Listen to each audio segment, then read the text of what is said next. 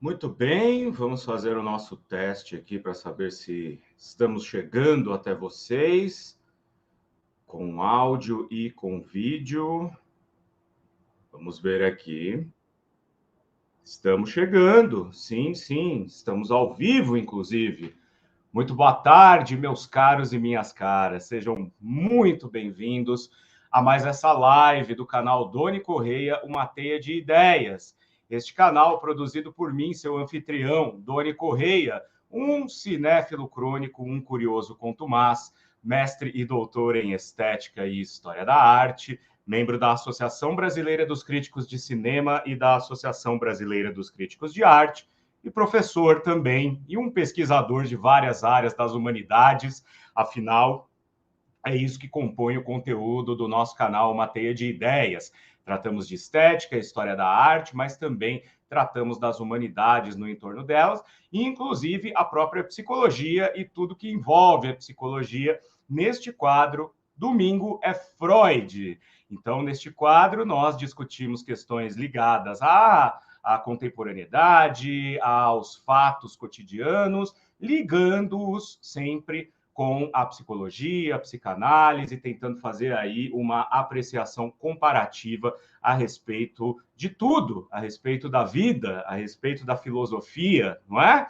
E eu já agradeço muito vocês que estão chegando por aqui, já vou dar boa tarde para todo mundo e gostaria de convidá-los também a darem uma olhada aqui na descrição do vídeo, onde eu deixei as formas que vocês podem encontrar para nos apoiar. Você pode mandar o seu superchat aqui, né, com os seus comentários, suas perguntas. Vocês podem compartilhar muito esse vídeo para que outras pessoas também tenham acesso, e quem gostar e assistir depois que esse vídeo foi transmitido pode deixar um valeu demais aí, que é uma contribuição financeira para o canal também. E temos o Pix aqui embaixo, que vocês podem também se utilizar, se quiserem e puderem fazer as suas contribuições aqui, para que a gente vá melhorando o canal e, obviamente, aumentando a gama de teiudos e teiudas do meu Brasil e do mundo, para que essa teia de ideias floresça, cresça, fique bem ampla e a gente possa tratar dos nossos assuntos aqui, educando o algoritmo para que ele possa sugerir a mais pessoas. Também quero agradecer a TV 247, né, para a qual colaboro no Tríptico 247 todas as sextas-feiras, das 14 às 15 horas, junto com os meus queridos Flávio Ricardo Vassoler e Valéria Marque. Né? Nós apresentamos ali discutindo sempre algum tema assim pujante, né? Algum tema da atualidade em relação a algum filme, algum livro, algum autor. Né? Bom, dados estes recados, também quero pedir para que, se você está chegando e ainda não está inscrito ou inscrita no canal, por favor, já vá se inscrevendo, badalando a sineta, deixando o seu joinha, comentando, vão dizendo aí, vocês que estão ao vivo, de onde vocês falam, né? De onde vocês estão aí mandando mensagem para a gente, e compartilhem muito, porque assim a gente chega a mais lugares e a mais pessoas a quem eventualmente possa interessar o nosso conteúdo. Muito bem. Eu já vou aproveitando aqui para dar boa tarde para o pessoal que já está se manifestando. Minha mãezinha querida Zuleika Manprim, que eu digo é sempre a primeira a chegar e a última a ir embora, dando boa tarde a todos, com um beijinho aí. Temos também a nossa querida Rosane dizendo olá, boa tarde. Temos o Flávio Tadeu aqui também, dando boa tarde a todos. A Luciana Brito, minha querida esposa, boa tarde a todos.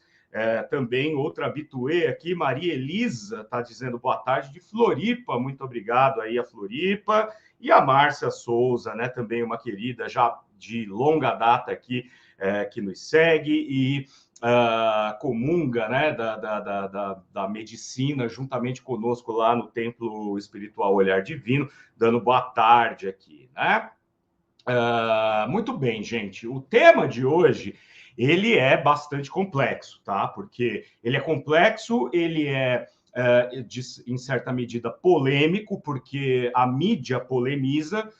Ele é complexo porque ele envolve uma série de fatos que não estão relacionados diretamente com a medicina ayahuasca, com o Santo Daime, mas que acabou atraindo a atenção dos daimistas e de quem consagra a ayahuasca para os fatos, porque a pessoa envolvida nisso tudo frequentava um dos centros espirituais, né, uma das igrejas onde se consagra essa bebida, essa medicina, e obviamente que há aí uma série de pontos obscuros nessa narrativa toda que fazem com que dê margem, né, elas vão dar margem a interpretações errôneas a respeito da medicina, que é a ayahuasca, o chá de ayahuasca, o daime, tá? Tudo que eu disser aqui, gente, nada foi tirado da minha cabeça. Para poder falar aqui hoje com vocês, obviamente que eu fiz um estudo, faço um estudo profundo, consagro a ayahuasca já há algum tempo, eu e minha esposa, portanto, esses estudos, eles são contínuos, a gente está sempre aprendendo a respeito, mas o que eu vou trazer diz respeito àquilo que eu pesquisei profundamente, e quanto ao incidente que culminou na perda do Glauco Vilas Boas e do Raoni, filho dele, eu li o processo, tá? Então eu não fui para as matérias de jornal, não fiquei pesquisando as inferências dadas pela mídia, e algumas até bastante de má vontade, como eu vou dizer para vocês aqui. Eu estou deixando aqui embaixo na descrição do vídeo o processo pelo qual o acusado, né, do assassinato do Glauco e do Raoni passou em suas minúcias. Então, vocês vão poder ler, são 36, 37 páginas do processo e a sentença. Então, eu vou trazer aqui informações objetivas, tá? Não vou ficar fazendo inferência, não vou ficar contando história de, mas uma das pessoas que frequentava o mesmo Céu de Maria, que é, né, a congregação fundada pelo Glauco, contou que isso... Não tem essa de me contaram, me falaram. O que eu trouxe aqui está fundamentado e está documentado no processo que foi aberto, no inquérito que foi feito, na sentença que foi dada, tá bom? E isso também, inclusive, para poder deixar vocês mais tranquilos com relação a essa questão da medicina, que é a ayahuasca. Porque muitas pessoas me perguntam, eu tenho vontade de provar, eu tenho vontade de participar de um ritual, eu tenho vontade de entender como é que funciona, mas eu tenho medo, porque a gente ouve histórias. Uma coisa que eu tenho que deixar bem clara aqui é que se há essa pendência, essa propensão de alguma de vocês em participar de um ritual desses, saiba que se vocês estiverem com uma congregação que seja séria, é tudo muito seguro, é tudo muito feito com responsabilidade. Não existe nada feito no sentido recreativo, que é um problema. Na semana passada eu trouxe aqui um vídeo falando das pessoas que ficam tomando indutores do sono como forma de recreação.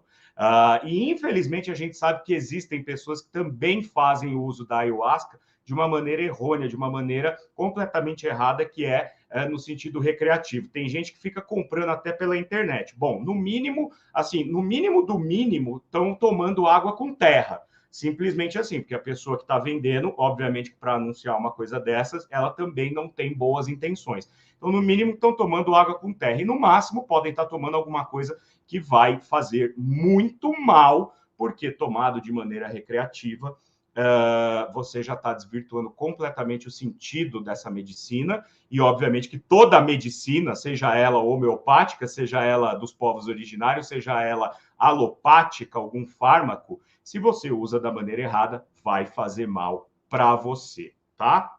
Então, tudo que eu vou contar aqui hoje, tudo que eu vou falar aqui hoje nesse programa, nesse Domingo é Freud, é absolutamente pesquisado. E vocês vão encontrar os links aqui embaixo, como eu já disse.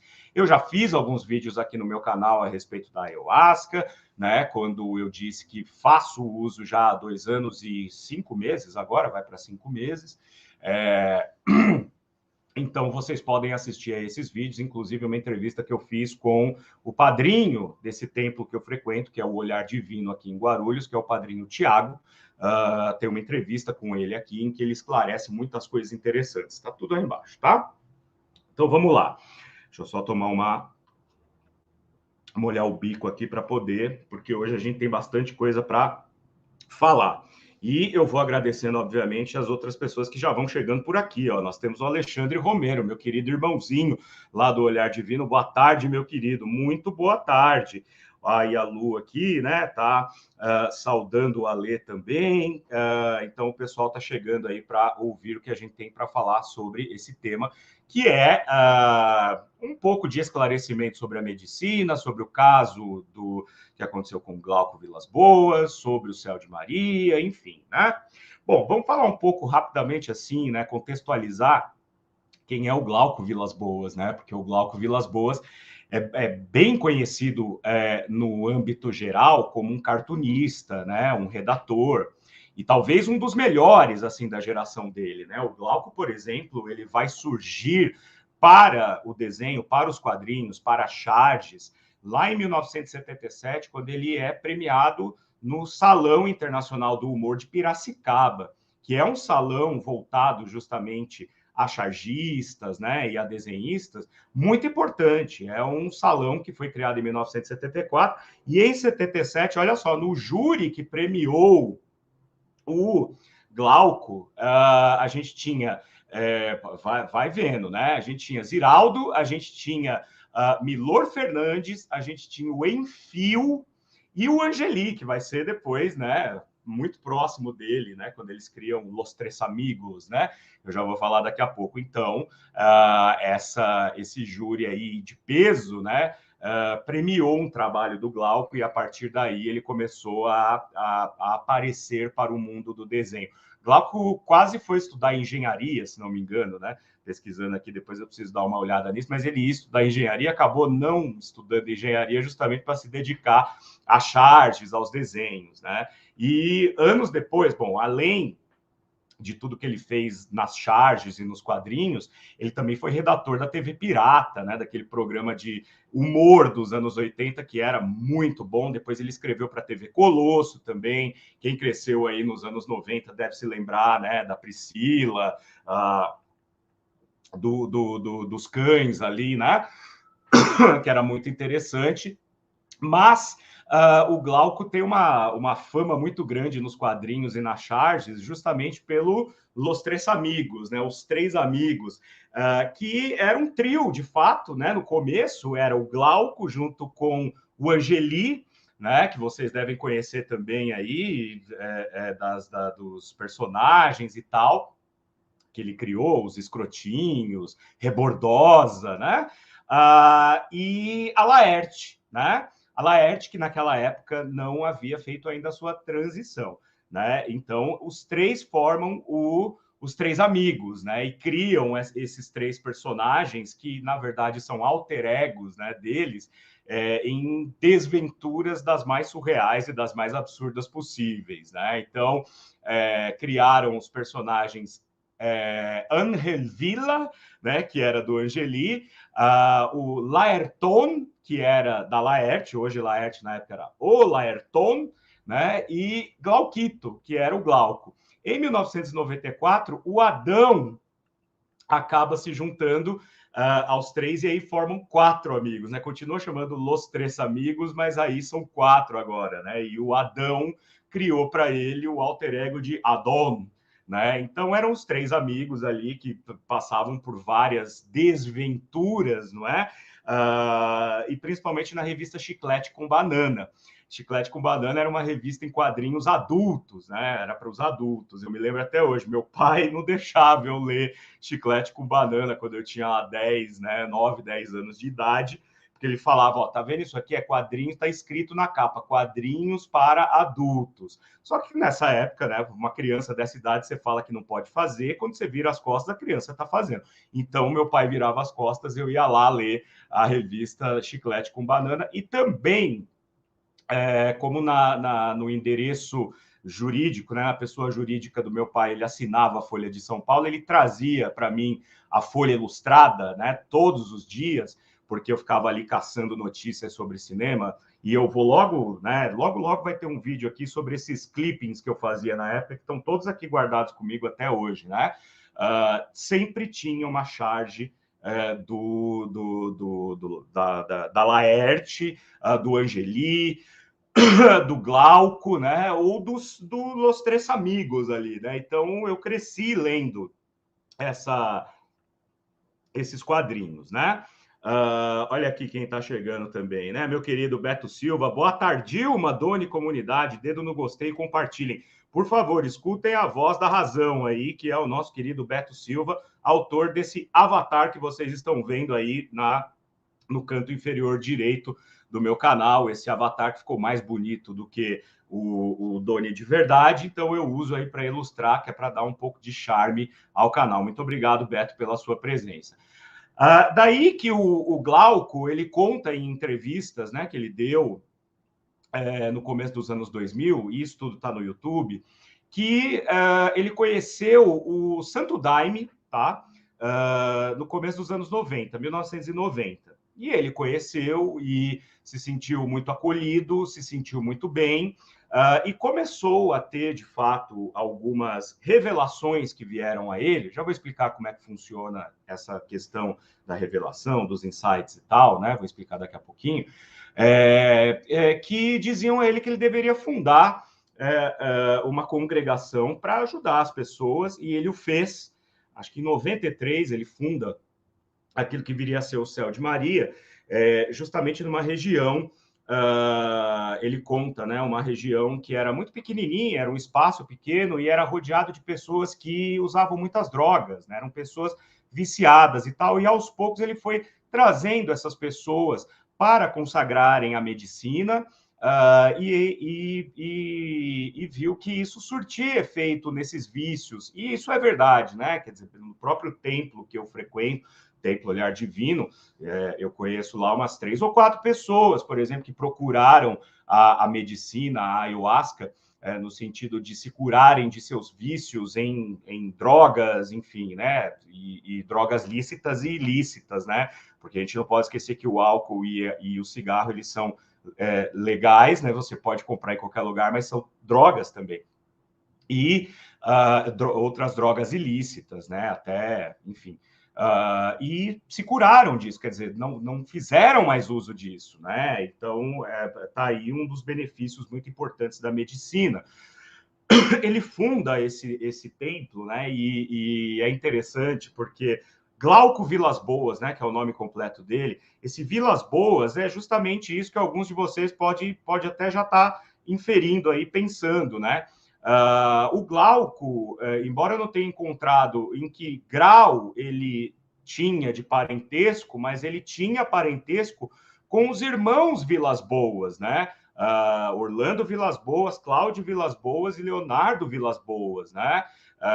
Não encontrei, como eu disse, o grau exato de parentesco, mas ele tem esse parentesco com a família Vilas Boas de sertanistas, né? Orlando, Cláudio e Leonardo eram 3 sertanistas que ali, na virada dos anos 30 para os 40, foram os primeiros a fazer contato eram sertanistas que fizeram contato com as tribos do Xingu, as tribos originárias que viviam no Xingu. E olha que interessante, né? Porque o trabalho que os 3 tinham era justamente de tomar contato com estes povos, mas preservar a cultura e principalmente a integridade física e cultural destes povos, né? Então, eles fizeram um grande serviço no sentido de trazer para nós que não temos contato com essas tribos e esses agrupamentos originários, a cultura deles, de maneira a nos apresentar, mas preservando o espaço territorial, a cultura, a língua, né? E o Glauco tem parentesco com eles, que mais interessante que isso é o seguinte, o trabalho que os irmãos Vilas Boas fizeram em relação às culturas originárias, né, as culturas indígenas, tem a ver com o que o Marechal Cândido Rondon tivera feito lá nos anos 10. O Marechal Cândido Rondon criou, né, a Comissão Rondon no começo do século, no sentido de delimitar as fronteiras do Brasil, principalmente nos sertões do Brasil, né, saindo da costa e indo para o interior, sobretudo no centro-oeste e na região norte. E o Marechal Cândido Rondon tinha também essa preocupação de manter a cultura local, tomar contato com as culturas ancestrais, mas cuidando para que essas culturas fossem preservadas. Claro que a gente tem vários filmes, né, sobre esse contato primeiro que o Marechal Rondon teve com os indígenas ali do centro-oeste e do norte, né? Óbvio que a gente vai ver algumas imagens assim que hoje para a gente parece um pouco sem sentido, ele vestindo os índios, né? Porque os indígenas andavam nus, né? Os indígenas e as indígenas andavam nus. Eles vestindo eles e tal, uma coisa meio positivista, claro, mas não havia a intenção de acabar com a cultura deles, com o espaço deles. Fazia parte da Comissão Rondon aquele que fundaria, aquele que traria a cultura da medicina ayahuasca, de tribos, assim, de tempos imemoriáveis, da Mesoamérica e da própria América do Sul, para a contemporaneidade. Estou falando do Raimundo Irineu Serra, que é o mestre Irineu. Para nós que consagramos a ayahuasca, o temos como mestre Irineu, que era ele nasceu no Maranhão e saiu do Maranhão para trabalhar no ciclo da borracha, extraindo borracha na década de 10, um ciclo absolutamente quase genocida, né? Porque foi um ciclo de extração da borracha feito às pressas, de uma maneira atabalhoada, as pessoas envolvidas os trabalhadores ali, tinha muita gente que vinha do Nordeste, tinham outros que eram filhos de ex-escravizados, como é o caso do mestre Irineu, por exemplo, pessoas em situação de risco, pessoas em situação de vulnerabilidade, que simplesmente pereceram porque não havia um planejamento, não havia uma preocupação por parte dos donos, né, daquelas terras de extração. E o mestre Irineu, o Raimundo Irineu Serra, nessa época ainda, por volta ali do final da década de 10, ele passa a integrar, ele se junta ao corpo de militares comandados pelo Marechal Rondon para proteger as fronteiras da região norte. E depois ele passa num concurso, né, e é nomeado, e o próprio Marechal Rondon deu a ele a incumbência de ser o tesoureiro da tropa ali, né, daquele grupo, daquela, vamos chamar de coluna, né, que visava justamente a estar ali no norte, delimitando as fronteiras e cuidando para que as tribos e as comunidades indígenas não fossem degradadas, não fossem feridas, né? Ocorre que nessa época, então, final dos anos 20, o mestre Irineu tem aí uma revelação. Ele tem uma epifania, ele vê Nossa Senhora, que se apresenta a ele como rainha da floresta, e revela a ele os mistérios daquilo que viria a ser o daime, a medicina, o chá.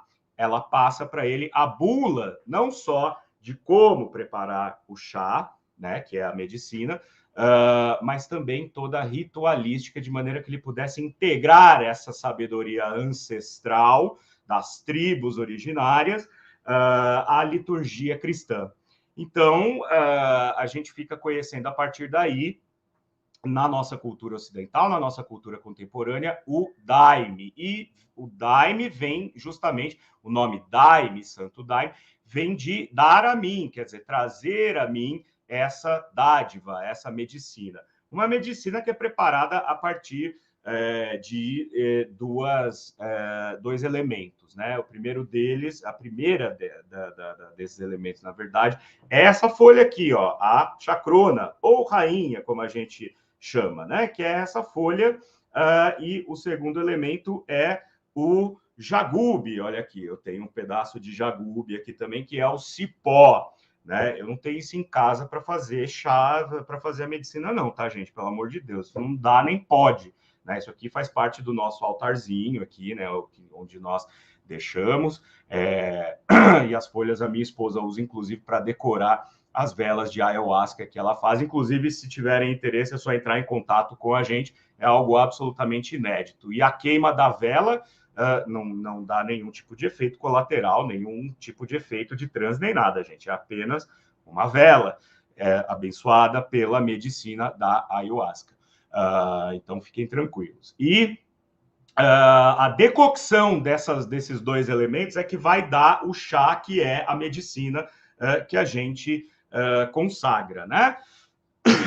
Por quê? Porque a chacrona, que é a folha que eu mostrei para vocês, ou rainha, ela libera uma substância chamada dimetiltriptamina, é um nome meio trava-línguas, que é uma substância que vai agir diretamente na nossa pineal, ela vai agir nos nossos neurônios, nas nossas conexões neuronais, de maneira a nos dar uma perspectiva mais abrangente sobre nós, sobre o mundo, ela aumenta a percepção, ela faz com que tenhamos insights importantes a respeito das nossas vidas, a respeito das coisas que nos incomodam, das coisas que nos fazem mal, das angústias que nós temos.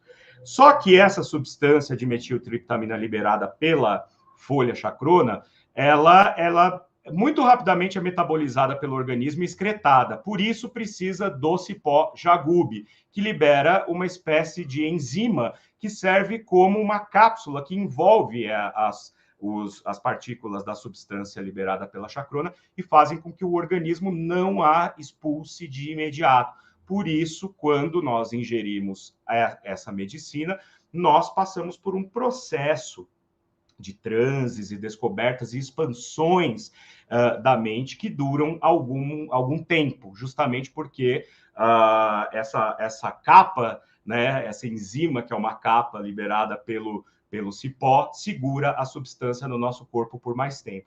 Essa substância ela não é estranha ao nosso organismo, tá? Dimetiltriptamina, ela é produzida por nosso organismo. E eu estou dizendo tudo isso, estou fazendo essa contextualização, porque vai ser importante para a gente compreender como esse incidente horrível que aconteceu com o Glauco se dá justamente a partir desse contexto do Daime, do Santo Daime, né? Vai ser importante para a gente compreender. Como eu disse, a substância, então, ela fica no seu corpo, você tem as suas mirações, você tem as suas revelações, e tudo tem que ser feito de maneira absolutamente responsável, né? Por isso que eu digo, a medicina ela tem que ser consagrada num local sério, porque qualquer local sério que você for procurar consagrar essa medicina, a primeira coisa que eles vão fazer é uma entrevista com você.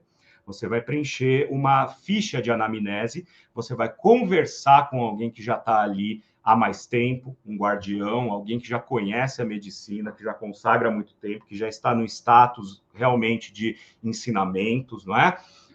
E essa pessoa vai conseguir determinar ali, vai conseguir entender se você pode ou não consagrar essa medicina. A gente costuma dizer que a ayahuasca é para todos, mas nem todos são para ayahuasca. E não só no sentido de que a ayahuasca é algo que cada um tem o seu tempo de descoberta, cada um vai dizer, agora eu estou pronto para provar, agora eu estou pronto para passar por essa experiência, mas também porque existem pessoas que não podem fazer uso da ayahuasca. São pessoas que sofrem de esquizofrenia ou algum tipo de problema psiquiátrico que esteja propenso a surtos psicóticos, tá?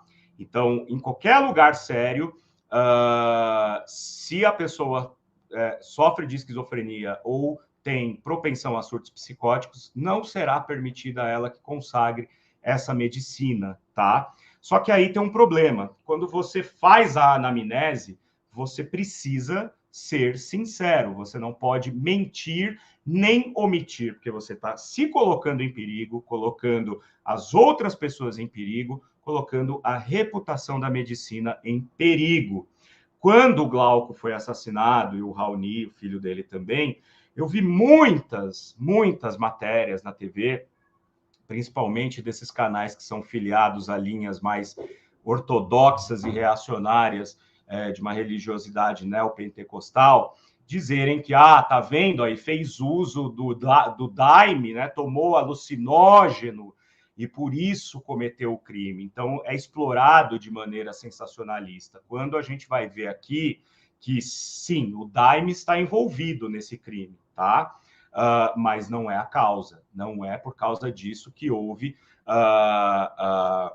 pode ter contribuído num primeiro momento por conta dessa omissão da condição psicológica do agressor, mas não vai ser a responsável direta, porque a gente vai ver que o agressor, existe um histórico aí que a gente vai acompanhar que faz dele uma pessoa que, enfim, né, já tinha uma propensão a cometer tipos de crime variados, né, independente da medicina, pelo contrário, né?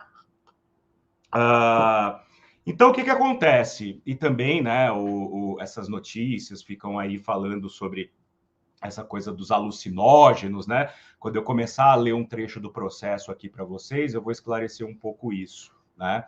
E o Glauco, então, ele tem esse contato com o Santo Daime. Obviamente que a gente sabe que o Santo Daime, ele depois que o mestre Irineu funda a doutrina do Santo Daime, ele vai passar isso para outras pessoas e outros grupos vão surgindo, né? O Padrinho Sebastião, né, que foi um seguidor direto do mestre Irineu, fundou, por exemplo, a comunidade Céu do Mapiá. E eu já vou até aproveitar que a gente está com bastante gente aqui, né? Para, inclusive, fazer uma divulgação em nome dos nossos irmãos ali de Céu do Mapiá. Vou deixar um link aqui e também está aqui embaixo, né, na descrição do vídeo, porque o pessoal lá em Céu do Mapiá está fazendo uma campanha beneficente justamente para arrecadar fundos para a comemoração do 98º aniversário da madrinha Rita, que é viúva, né, do padrinho Sebastião e ainda conduz os trabalhos lá no Céu do Mapiá. Então, vocês podem clicar aqui neste link, que também está ficando aqui na descrição do vídeo, se quiserem ajudar essa celebração dos 98 anos, né, da madrinha Rita, que é uma herdeira direta de mestre Irineu, se a gente pensar que o padrinho Sebastião é um seguidor direto do mestre Irineu, é a linha original do Santo Daime, tá? E pelo que eu entendi, assim, eu não frequentei, eu não fui ainda no Céu de Maria, que é esta congregação fundada pelo padrinho Glauco, né? Vou me referir a ele agora como padrinho Glauco. Não conheço, tá? Quero conhecer, inclusive em breve, fica em Osasco. O site também está aqui embaixo, para quem quiser dar uma conferida depois. E pelo que eu vi de vídeos, entrevistas e filmagens ali dos rituais, parece-me que o Céu de Maria realmente também vem dessa linha original do Santo Daime, que é um pouco diferente de alguns outros templos que consagram, como Porta do Sol, como o próprio templo Olhar Divino, embora, como nós agregamos todos os conhecimentos, a gente também consagre a ayahuasca com vistas a louvar aí estes outros espaços que não são necessariamente diretamente derivados da linha que a gente, por exemplo, eu frequento a Aya Umbanda, então é uma Umbanda com Ayahuasca. Mas lá, por exemplo, no último trabalho, nós cantamos e saudamos e homenageamos o Inário, que é esse aqui, né, que é o chaveirinho, e tem o chaveirão aqui dentro também, que são os dois inários canalizados pelo Glauco lá do Céu de Maria, e que é um inário muito poderoso, faz com que quando você esteja sob o efeito da medicina, você consiga ter um mergulho muito mais profundo em si, ter um contato muito maior com si próprio, com seus medos, com seus fantasmas, daí a importância dos guardiões para te, né, acalmar, colocar você de volta ali no lugar para que você não tenha medo. E é importante dizer, gente, que essa medicina é o seguinte, ela sim, ela traz o transe para que nós tenhamos uma melhora do ponto de vista psicológico e espiritual, mas em nenhum momento quem consagra essa medicina, a menos que tenha essas condições que eu disse, né, esquizofrenia, surtos psicóticos, em nenhum momento vocês vão perder de vista a realidade, onde vocês estão, o que vocês estão fazendo, com quem vocês estão. Inclusive, isso eu ia dizer, acabei pulando, mas é importante falar, existe um instituto na Universidade Federal do Rio Grande do Norte, chamado Instituto do Cérebro, que já estuda, do ponto de vista da ciência, os efeitos benéficos da ayahuasca no tratamento de depressão crônica, né? Depressão e outros distúrbios que causam a depressão de maneira crônica. A gente sabe que a depressão é um problema difícil de ser tratado, até que se encontre um medicamento eficaz, até que a pessoa tenha uma estabilidade. Às vezes ela passa a vida tentando, e já estão pesquisando a forma como a ayahuasca age no cérebro dessas pessoas, com melhoras sensíveis. Então, é algo também já pesquisado pela ciência. Como eu falei, tudo que eu estou trazendo aqui é de maneira séria, nunca especulativa. Bom, ocorre que o Glauco, então, ele tem aí o Céu de Maria, onde ele conduz os rituais. Ele, o Raoni, filho dele, né, a esposa, a enteada dele, que também vai ser citada no processo aqui. E na madrugada do dia 11 para o dia 12 de março de 2010, a casa do padrinho Glauco, então, lá dentro, né, no sítio onde ele montou a congregação Céu de Maria, ele morava lá em Osasco, região mais afastada de Osasco. A casa dele é invadida por um rapaz que se chamava Carlos Eduardo, vulgo Cadu, e eu vou me referir a ele como Cadu a partir de agora, completamente transtornado. Houve um incidente muito grave ali que culminou na morte dos dois, do Glauco e do Raoni. Então, como eu disse, na época foi atribuído muito ao fato de que esse rapaz frequentava o Santo Daime, por isso o Daime fez com que ele enlouquecesse e cometesse esse crime, quando não. Na verdade, esse rapaz, Cadu, tem entrevistas do pai dele no YouTube dizendo que o Cadu vinha de uma família, uma família classe média, né? Eu vou dar mais dados daqui a pouco, né? Mas ele vinha de uma família classe média, e na ocasião em que ocorre esse incidente, ele morava com o pai, com o irmão e com a avó. Os pais eram separados. A mãe do Cadu manifestou esquizofrenia, e, obviamente, que isso causou um transtorno na família. É sempre muito difícil lidar com uma situação como essa, porque, de novo, a esquizofrenia, ela também é difícil de tratar e estabilizar, né? E o pai do Cadu diz em entrevistas, né, que temia muito porque os médicos chegaram a dizer que os filhos poderiam sim manifestar também sinais de esquizofrenia ao longo da vida. Não seria de se estranhar se isso acontecesse, ou seja, haveria uma hereditariedade aí, né? Então, o pai do Cadu sempre se preocupou muito, e principalmente com o Cadu, né? Porque o Cadu, desde muito jovem, passou, de fato, a manifestar sintomas daquilo que seriam surtos esquizoides, né? Então, ele passava um tempo muito recluso, ele não era uma pessoa de se socializar, ele tinha problemas de convivência, ele começou a fazer 3 faculdades, trancou as 3, não porque fosse um mau aluno, mas porque, de fato, acabava se dispersando, enfim. E o pai dele ficava muito preocupado. Até que o Cadu tomou contato, de alguma forma, com o Céu de Maria e passou a consagrar a ayahuasca. Lembrando, né, de novo, provavelmente aí a essa altura ele possa ter omitido a condição de esquizofrenia dele. Por quê? O grande problema de quem sofre de esquizofrenia é que a pessoa não identifica em si uma doença. Ela não acha que ela tem problema. Ela acha que as alucinações, as vozes, os processos de surto pelos quais ela passa, faz parte do mundo normal. Então, o grande problema de se tratar a esquizofrenia, que não tem cura, só tem o tratamento de fato para estabilizar a pessoa, o grande problema é que as pessoas que sofrem de esquizofrenia não aceitam que tem algum tipo de problema. Então, você manda ela tomar remédio, ela finge que tomou, mas não tomou. E aí acaba tendo surtos importantes, né? Então, imagina-se que ele tenha omitido isso ao tomar contato com o Céu de Maria, e o pai começou a perceber que ele começou a ter uma melhora assim, na convivência, no dia a dia, né? E ele disse, eu estou consagrando o Daime. E o pai dele conta que eles até conversavam sobre a medicina e tal. Mas o Cadu foi ficando cada vez mais soturno, ele foi ficando cada vez mais introspectivo de novo, e ele começou a ter uns discursos meio estranhos ali para a família dele, naquele momento, né? Ele dizia que ele havia sido revelado a ele, né?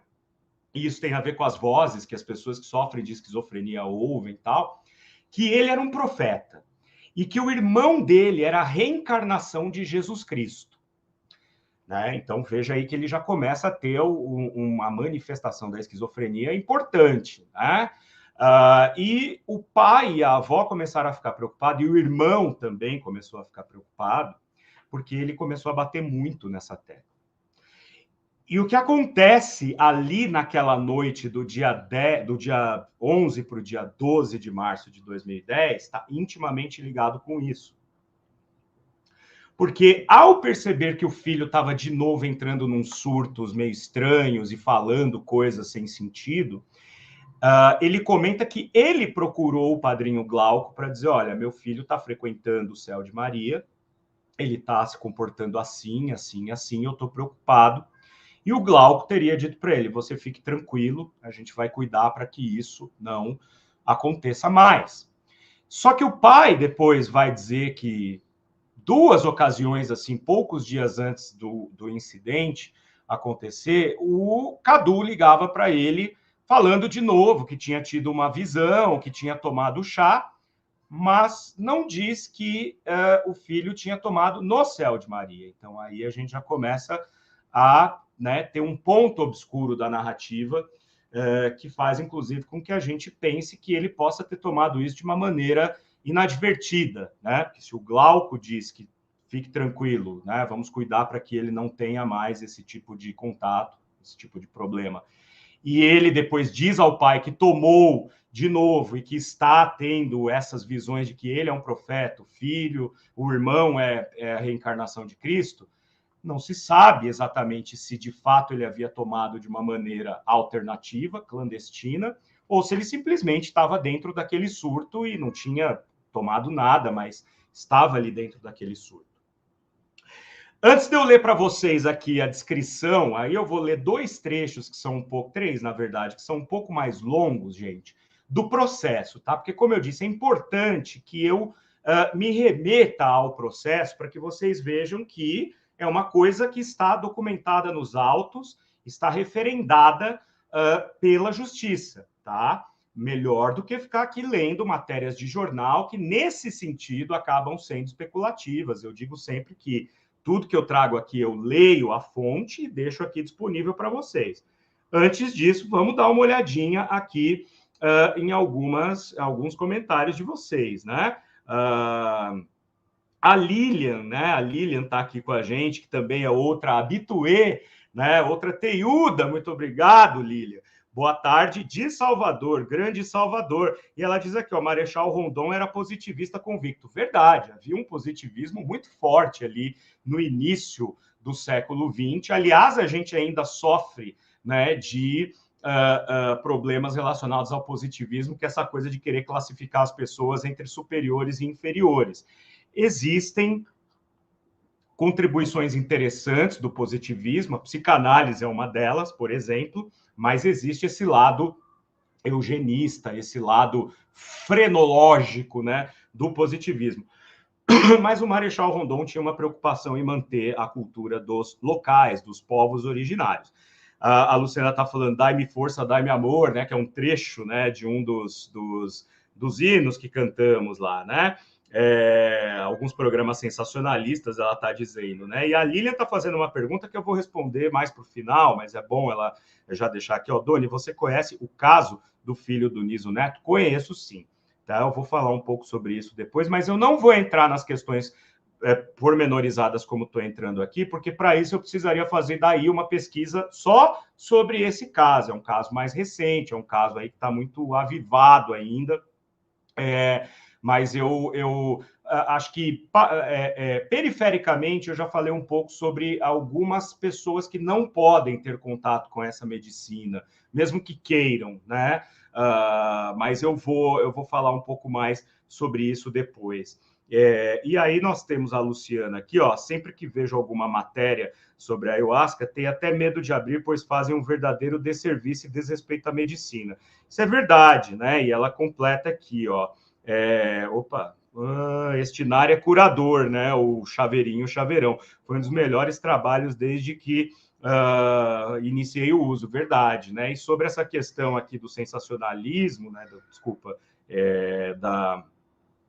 Alguma matéria, é porque houve nos anos 90, principalmente, uma tendência a matérias sensacionalistas, colocando o Santo Daime, de fato, como algo alucinógeno, que a gente vai ver que é citado como alucinógeno no processo, mas eu vou explicar mais a fundo como é que se dá essa diferença, né? Então é sempre muito temerário, assim, a gente fica com um pouco de medo quando vê uma pessoa, vou falar sobre o Daime, vou falar sobre a ayahuasca.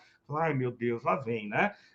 Mas, felizmente, existem pessoas que fazem um trabalho muito importante na difusão correta, né, dessa medicina, que ajuda muita gente, sim, como eu falei, que tem me ajudado, que tem ajudado minha esposa, enfim, né? E o Beto está dizendo aqui, ó, muito importante você explicar isso, excelente. Com certeza, Beto, muito obrigado pelo seu comentário. E de fato, né? Porque, como eu falei no começo, é algo bastante delicado, é algo que dá margem a muito mais especulações do que conclusões verdadeiras. Então, é importante a gente fazer os esclarecimentos, né? E a Márcia está dizendo, acho que cabe também uma live sobre o caso do Niso. Eu prometo, me comprometo a ir a fundo, tá? Para trazer aquilo que de fato se configurar como um dado, tá? Porque qualquer coisa que eu disser agora a respeito do que aconteceu com o filho do Niso, eu vou estar especulando, tá? E a maioria do que existe, a Luciana está bem lembrando aqui para mim, a maioria do que existe é também com esse viés sensacionalista, querendo atribuir à medicina a responsabilidade pela morte dele. Então, isso precisa ser investigado de uma maneira mais delicada e dedicada, e eu prometo que, se vocês gostarem dessa daqui, enfim, né, já vi que já tem pessoas pedindo, vou procurar olhar para isso com um pouco mais de cuidado e encontrar fontes fidedignas. Bom, vamos dar, então, deixa eu ler para vocês aqui alguns trechos do processo instaurado a partir da morte do Glauco e do Raoni, e a sentença que foi dada e o que aconteceu com o Cadu pós-crime, tá? Então, assim, ó, eu vou ler trechos, tá? Eu não vou ler todo, como eu falei, são 36 páginas, o link tá aí, vocês podem ler de cabo a rabo depois, com tempo e tal.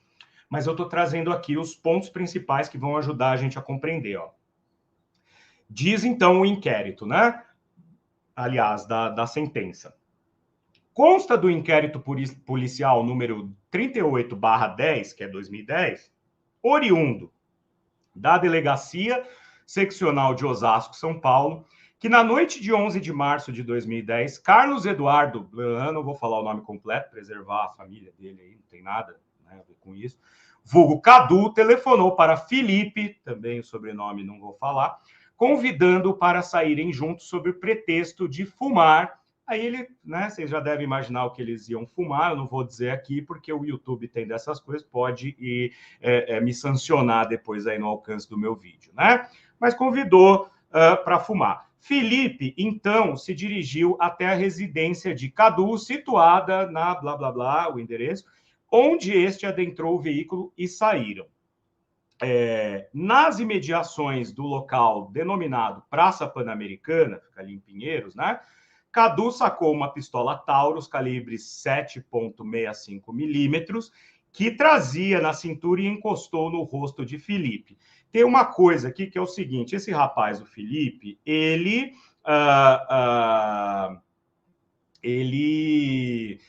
depois ele foi desarrolado do caso, né? Num primeiro momento, ele foi indiciado também, mas depois ficou provado que ele não tinha ligação nenhuma com o que aconteceu, que ele foi desavisado, e ele conta, inclusive, que esse sequestro, porque isso é um sequestro, né? Essa coisa do Cadu rendê-lo com a arma já aconteceu na hora que ele entrou no carro, e não depois que eles já estavam circulando.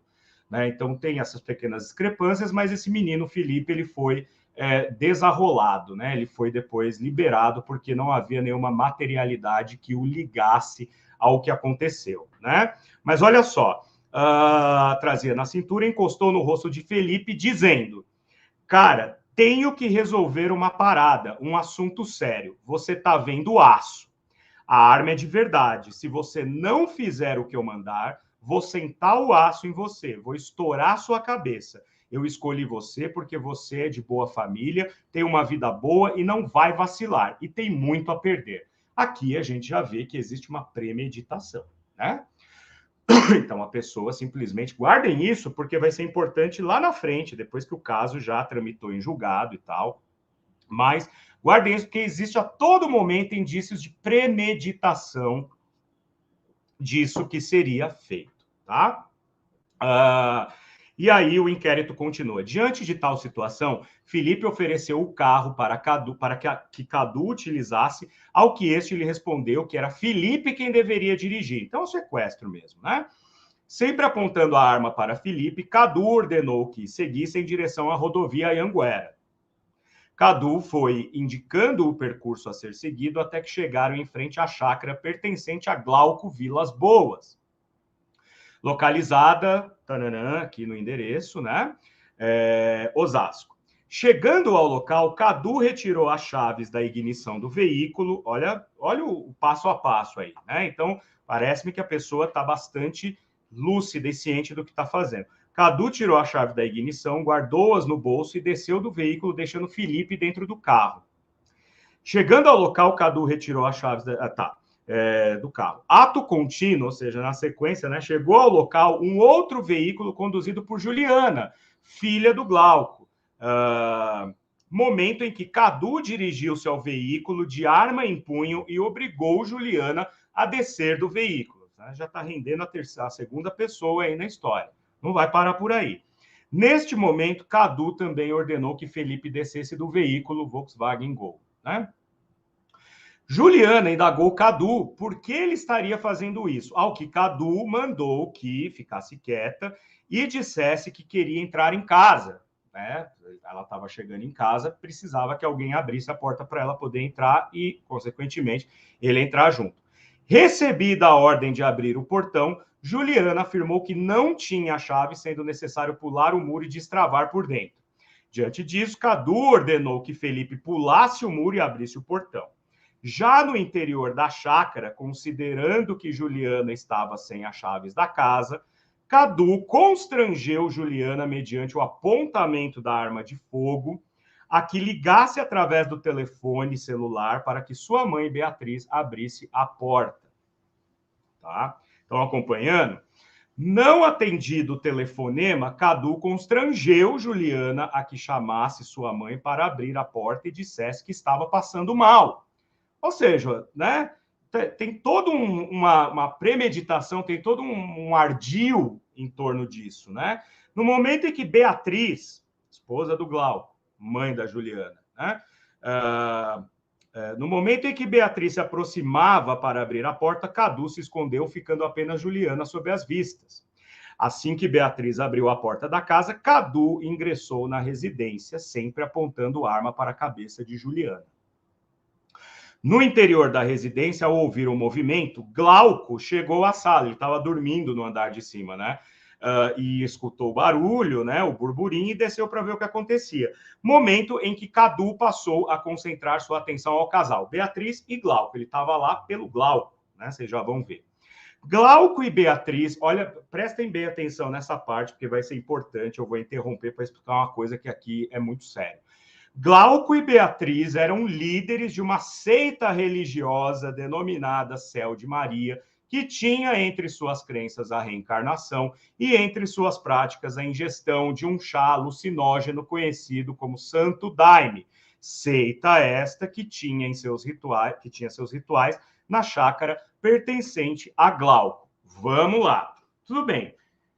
Na falta de um termo jurídico melhor, aqui eles usam seita. Mas se eu disser que um local que consagra a ayahuasca, uma igreja ligada ao Santo Daime, um centro de Umbanda ligado à Umbanda, é uma seita, então equivale a eu dizer que este templo que proporciona uma alternativa de cura àqueles que estão lá, é a mesma coisa, por exemplo, que Jonestown, a cidade que o Jim Jones fundou na Guiana, em que ele criou uma milícia, em que ele fazia lavagem cerebral com os seguidores fiéis dele para obter benefício próprio e que, inclusive, ele convenceu todo mundo a se matar quando viu que seria preso porque a milícia dele tinha matado uma autoridade do Senado norte-americano.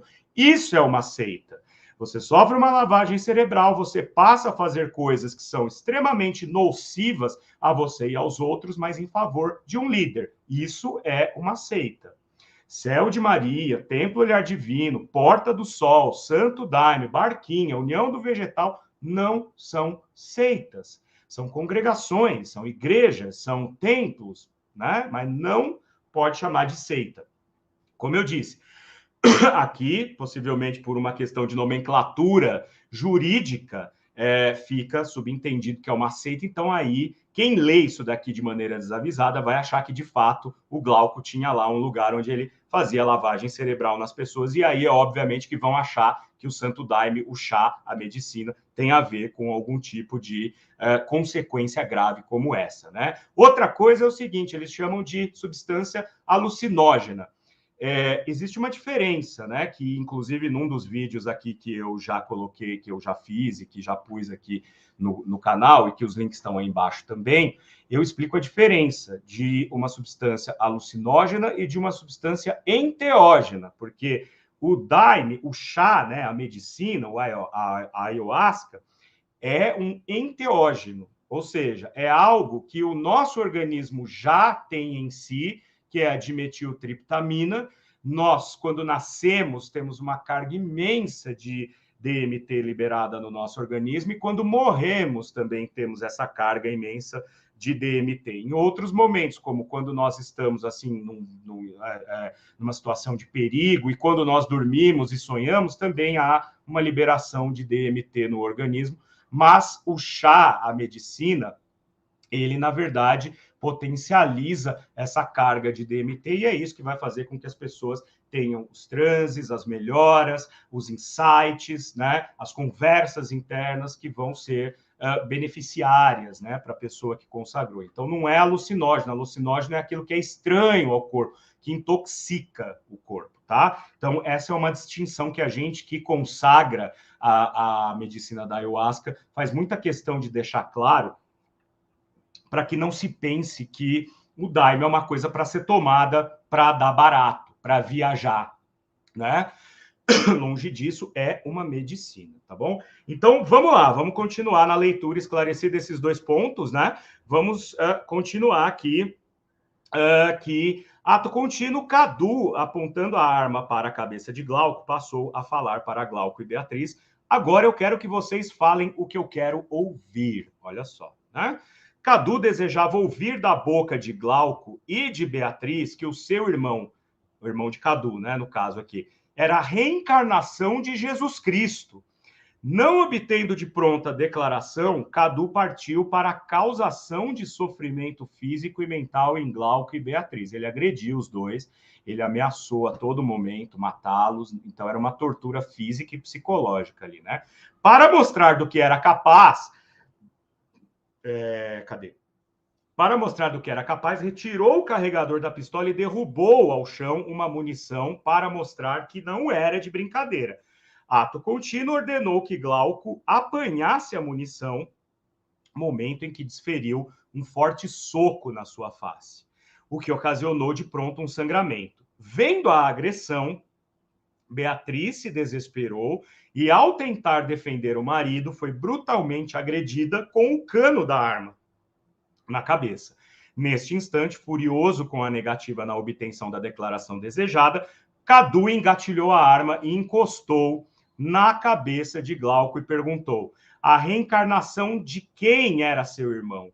Ao que, de pronto, Beatriz e Glauco afirmaram: é Jesus. Então, eles concordaram, né? Naquele momento, Glauco e Beatriz concordam com essa alucinação do rapaz, né? Falando: não, sim, o seu irmão é a reencarnação de Cristo e você é um profeta. Calma lá. Obtida tal resposta, Cadu ordenou que Glauco e Felipe, que é o rapaz, né, que foi sequestrado para levar ele lá, o acompanhassem na saída da casa, pois desejava levar Glauco para fazer tal revelação. Olha o delírio, né? Tal revelação pessoalmente ao irmão e aos pais do Cadu. Na verdade, aqui fala os pais, mas é o pai e a avó, né? Que moravam com ele, né? No momento em que saíam, chegou ao local o filho de Glauco, Raoni Vilas Boas, acompanhado da namorada. Aproveitando-se de um pequeno tumulto, porque o Raoni chega e vê aquele tumulto e fala: o que está acontecendo aqui e tal, né? Larga essa arma, rapaz, o que você está fazendo tal? Isso está descrito depois, mais abaixo, nos depoimentos do Cadu, né? Que vocês vão poder ler depois com calma e com mais vagar. Raoni, ao ver a situação de seu pai, se ajoelhou e implorou a Cadu aos gritos: pelo amor de Deus, pare com isso. Vendo que Felipe, né, que é o menino, tinha fugido, porque aí aconteceu o seguinte: no meio dessa bagunça, o Felipe, meio que de mansinho, conseguiu fugir, porque o portão tinha ficado aberto e o carro dele tinha ficado para o lado de fora. Então ele correu e foi embora, né? Fugiu. Vendo que Felipe tinha fugido, o que estragaria seu propósito de levar Glauco até o local planejado, Cadu resolveu matar Glauco, desferindo um tiro em seu abdômen.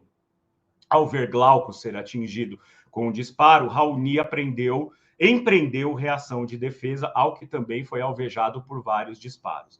Na mesma cena, foram desferidos outros disparos certeiros em Glauco, né? E diante dos disparos, Glauco e Raoni sucumbiram. Obtidos os resultados,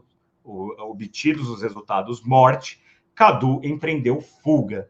E aí tem uma coisa muito interessante para a gente comentar, tá?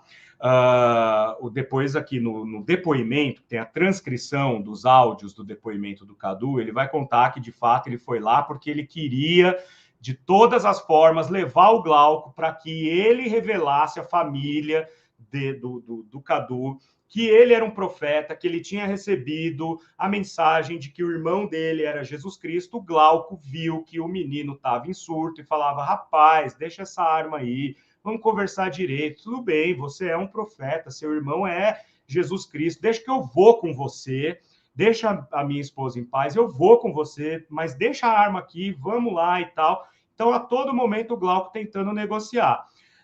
O Cadu fala depois, né, para o meritíssimo, para o juiz, que quando ele percebeu que o Felipe tinha fugido com a chegada do Raoni, quando o Glauco falou para ele: ó, tá vendo, até o seu amigo foi embora, acabou, né? Não para com isso, dá aqui a arma, vamos conversar.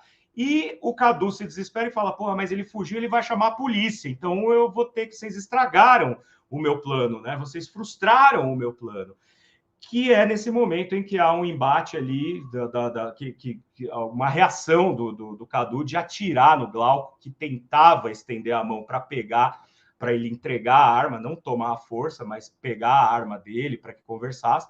Foi alvejado, o Raoni, então, vai para cima dele, também é alvejado, e os dois morrem. O Cadu foge para o meio do mato, a gente está numa chácara, então ele conhecia razoavelmente ali a região, ele corre para o meio do mato, segundo ele ficou ali quase um dia e pouco, tá? Mas aí é que agora vai começar a coisa que eu digo para vocês, que assim, culpar uma medicina e o uso de uma medicina é muito fácil nesse momento, mas olha o que aconteceu, tá? Olha os desdobramentos. Cadu, então, está escondido no meio do mato. Quando ele sai do meio do mato, já na rodovia, ele vai a um posto de gasolina, rende um motorista que está num outro carro, rouba esse carro e vai embora. Ou seja, de novo, outro assalto à mão armada. E foge. Nisso, a polícia já tinha puxado, né, a placa do carro do menino Felipe, enfim, né, o carro roubado, que também foi denunciado, eles cruzaram as informações, esse menino Cadu está fugindo nesse carro. Nisso, o Cadu já estava no Paraná, ele foi descendo e foi embora, né? E, obviamente, que em fuga, ele, desesperado para não ser pego, quando ele está no Paraná, quase chegando ali na fronteira com o Paraguai, na Ponte da Amizade, uma viatura da Polícia Rodoviária, da Polícia Federal, da Polícia Rodoviária Federal, identifica o carro, começa a perseguir o carro, faz com que esse carro tente parar, né? Quer dizer, emparelha com o carro e tenta dar uma fechada para ver se o carro para, liga as sirenes, usa o megafone para mandar ele parar, e o Cadu está em fuga e começa a disparar contra o carro, contra a viatura. Ele fura um bloqueio, vai chegando perto da Ponte da Amizade, ali na fronteira com o Paraguai. Tem um outro bloqueio da Polícia Federal, ele troca tiros com os oficiais desse bloqueio, chega a ferir um dos policiais no braço e cruza a Ponte da Amizade. Ele só vai ser capturado, uma fuga cinematográfica, gente. Ele vai só ser capturado por oficiais da Marinha Paraguaia do outro lado da ponte. E aí é entregue às autoridades brasileiras para ser indiciado, tá? Quando isso acontece, ele é então julgado, e pelo histórico de esquizofrenia e por toda essa história que ele contou, e por todas as provas e por toda a investigação, ele é considerado inimputável. Olha a sentença dele. Ele é considerado inimputável, no entanto, existe uma sentença aqui, né, declarada, que diz o seguinte, ó. Diante da natureza e da gravidade dos fatos, cuja materialidade, autoria, tipificidade e antijuridicidade foram apurados, itens 2.1 a 2.9 acima, da prevenção preponderante de apenamento de reclusão às referidas condutas e da periculosidade acentuada do agente, segundo um laudo psiquiátrico número 72, né? Determino que a medida de segurança seja cumprida no regime de internação compulsória em hospital de custódia e tratamento psiquiátrico nos termos previstos no artigo blá, blá, blá e tal, tem tudo aqui para vocês conferirem depois. Foi considerado inimputável, porém, ele foi condenado a ser levado a um manicômio judiciário. Ele ficou sob custódia do Estado. E o que acontece no manicômio judiciário? Bom, primeiro que o Cadu continua dando problema, brigando com todo mundo, agredindo todo mundo, mas lá dentro ele é obrigado a tomar os remédios, né? Então ele começa a ter uma melhora. E lembre-se que eu falei, o esquizofrênico não reconhece a doença, portanto ele não toma seus remédios se ele não tiver alguém responsável ali dizendo para ele, agora é hora de tomar, vai, toma, né? Porque ele acha que ele não tem nada. Ele acha que a realidade dele é aquela que ele tem quando é aquela de verdade mesmo, quando ele está alucinando. Ele, então, lá dentro, ele apresenta uma melhora, porque ele vai, né, ao longo dos próximos 3 anos, sendo medicado e tratado e acompanhado, embora dê problemas e tal. Mas 3 anos depois, curiosamente, ele passa por uma outra avaliação psiquiátrica e é considerado apto a retornar à sociedade. E a juíza assina a soltura dele, né?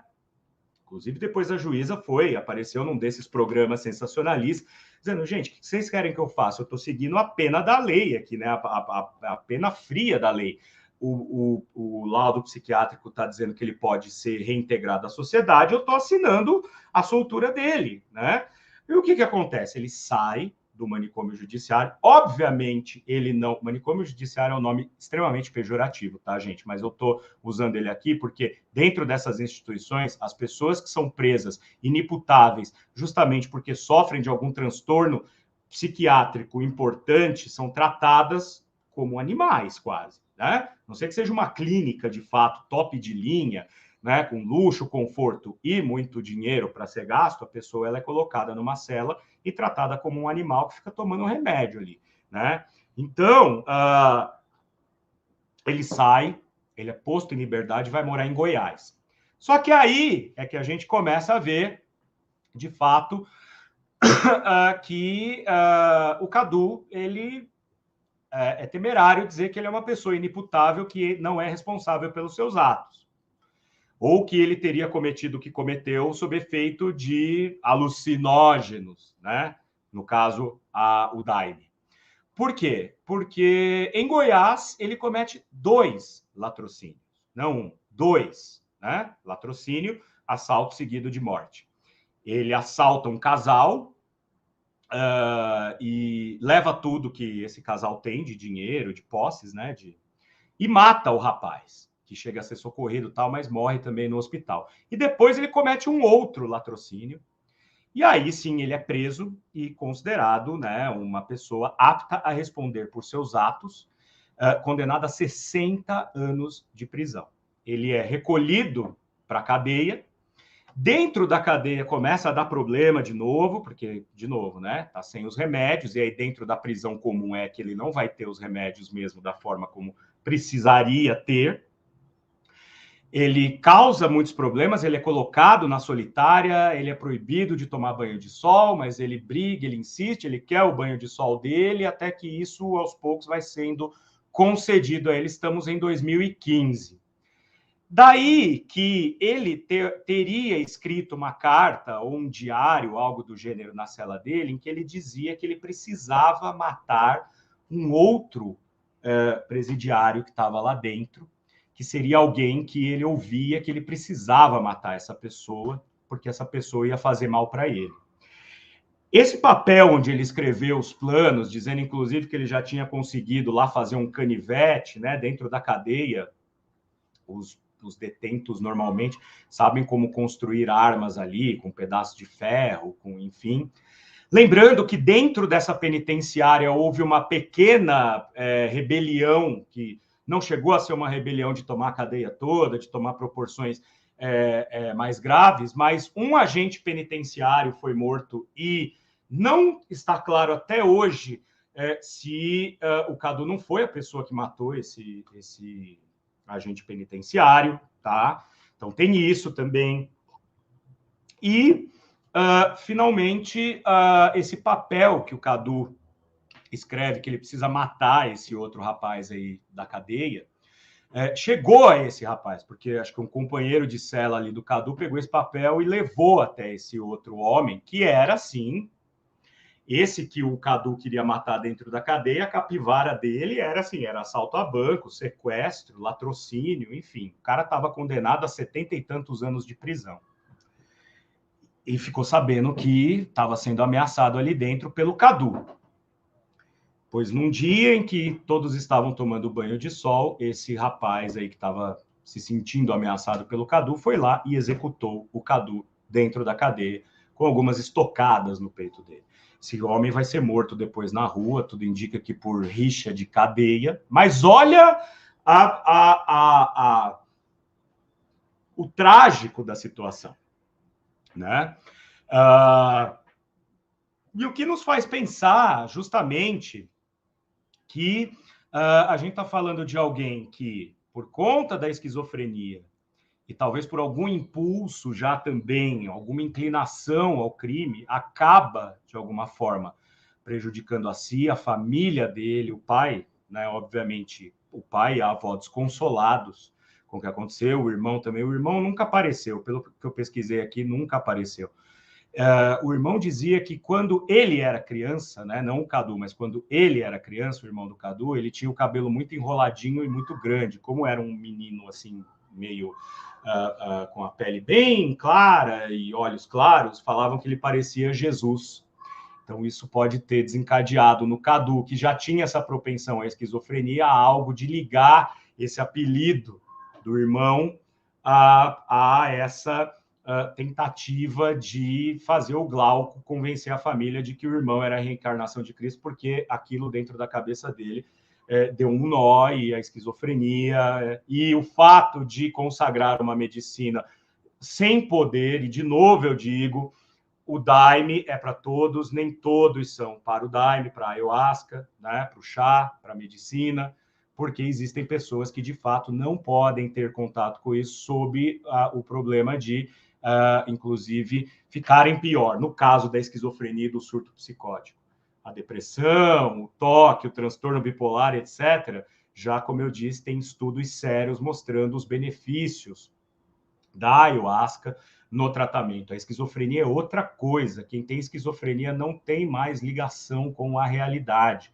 Precisa ser tratado de uma maneira a não apresentar surtos, porque não tem cura, não tem um remédio senão aqueles receitados por especialistas e psiquiatras. Se vocês forem consagrar a ayahuasca, se vocês forem ao Santo Daime, vocês vão ver a seriedade com que isso é tratado no momento em que vocês, como eu disse, são entrevistados, inclusive para que não aconteça nenhum tipo de tragédia como esta, tá? Vamos dar uma olhada aqui em mais perguntas que o pessoal está mandando, agora que já estamos chegando na reta final. A Lília diz o seguinte, ó, a união do vegetal faz uso também da ayahuasca. Qual a diferença em relação ao Santo Daime?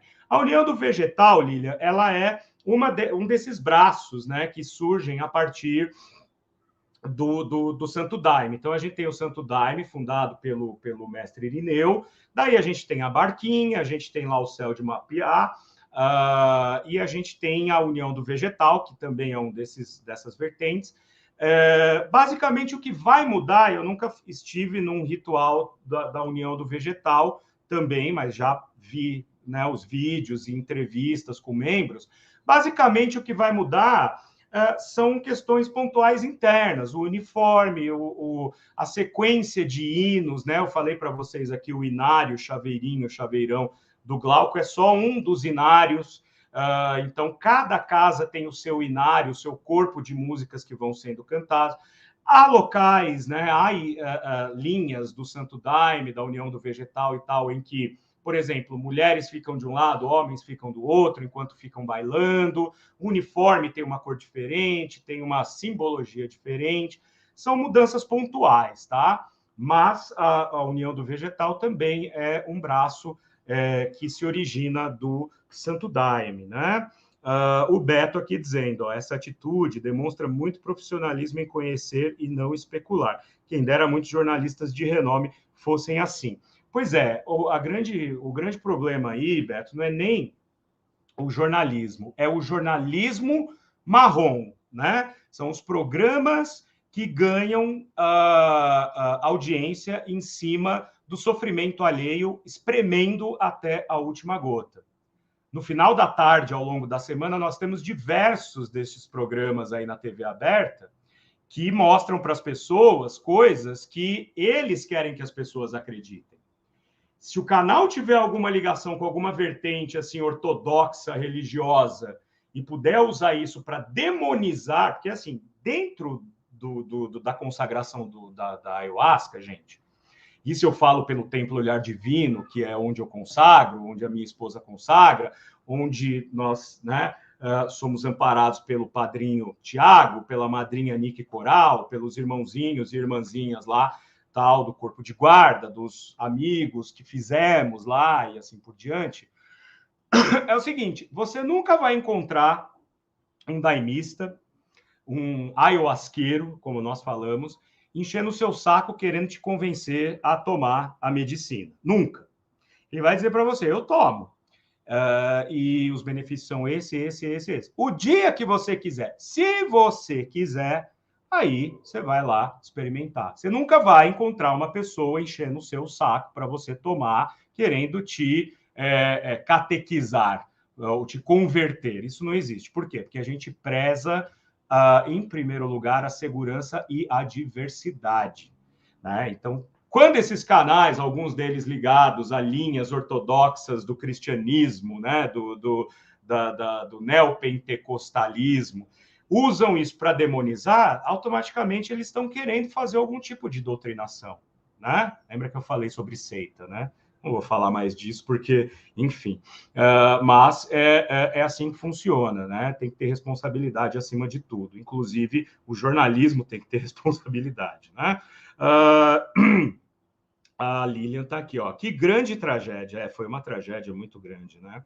E o Beto está dizendo, fácil dizer que foi culpa da droga, mal súbito, vozes na cabeça por coisas que muitas vezes são dos seres humanos. No caso, ele tinha esquizofrenia, né? E os médicos diziam que, de fato, ele poderia apresentar surtos esquizofrênicos a partir dessa hereditariedade que poderia ocorrer por conta da mãe dele, tá? Temos Nê Santana aqui, né, sempre conosco, dando boa tarde. Temos também a Amanda Pereira Moitinho, minha querida irmã do Templo Olhar Divino. Olá, boa tarde. Muito boa tarde, Amanda. Muito obrigado pela sua presença, né? E ela diz aqui, por falar nesse cenário, foi um trabalho lindo, um presente. Foi mesmo, Amanda. Foi um trabalho muito forte, um trabalho de muita revelação, de muito amor, né? Como devem ser os rituais que se dedicam à consagração dessa medicina milenar, que é a ayahuasca, o Santo Daime, né? E nós temos aqui Solange dizendo o seguinte: uma excelente contribuição, professor, para a discussão da ayahuasca. Minha experiência com o chá foi positivamente transformadora. Agradecemos. Que bom, Solange, né? Que a gente pode contar com o seu depoimento, porque sim, né? Temos que mostrar os benefícios para quem eventualmente tenha dúvidas, medos, e é normal, porque você vai tomar uma medicina que ela é poderosa, ela é complexa. Ela vai te abrir portas perceptivas que às vezes assustam quem não tem ainda o conhecimento. Por isso a importância da gente estar sempre cercado de pessoas mais experientes que vão te ajudar ali a entender o que está acontecendo com você.